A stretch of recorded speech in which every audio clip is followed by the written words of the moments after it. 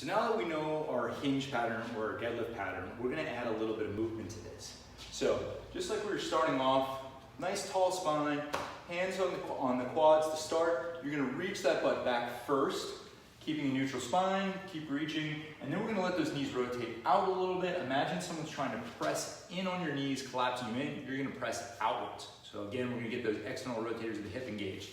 We're reaching back, trying to keep that armpit or arm almost in with the arch of the foot, or right over the arch of the foot. So we have a nice straight line. And then now we're gonna start getting that mind muscle connection with the glutes, where instead of you just kind of like coming up and thinking about using your back, right? I want you to actively think about using this glute muscle to fire through like you're shooting an arrow through.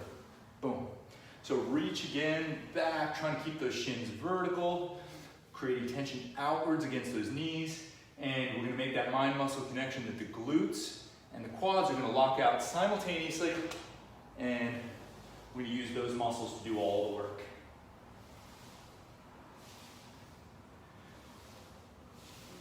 So we're gonna get 3 positions. Again, we're gonna call this our good morning complex or GM complex. It's just a hinge or a deadlift. We're practicing that deadlift. Our first position is gonna be a narrow stance. This is more of our conventional or our Romanian deadlift stance when we do our exercises. We're gonna reach back, knees out, load the hamstrings, and squeeze that butt through. Position number 2, we're gonna open up that stance just a little bit. So we're in like a more of a medium modified sumo stance is what we call it. We're gonna have those hips go back, reach those knees out, and load the hamstrings before squeezing the butt through. So position 3 is gonna be more of your true sumo stance. Generally, we're not gonna be doing too much sumo, like pure sumo lifting, but we're gonna start in like a very wide stance, get your feet out nice and wide, reach that butt back, let those knees rotate out to the side, again, loading up those hip muscles, reaching back, and then firing the glutes through.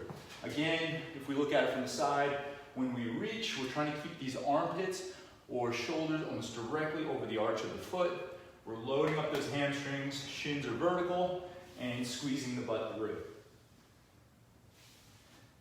And we're focusing on the glutes mainly, but you're also going to be locking out those quads, trying to lock these 2 things out at the same exact time, knees and hips. Sometimes people overextend and they break at the knees. We want to make sure that those quads lock out as well, so we finish in a nice hip and knee lockout.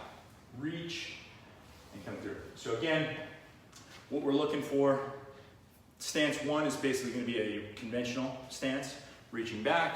Stance 2, modified sumo, let those knees rotate out. Stance 3, nice and wide, reach that butt back. Again, we're looking for as coaches, vertical shins here. Vertical shins are going to keep that pressure on the hamstrings. If you're coming down in this bent ankle position, you're going to feel a lot more pressure in the quads and low back. And this is more kind of like a squatty position. Again, we're reaching back, loading the hamstrings, tension outwards against the knees, engaging those hips, and squeezing that butt through.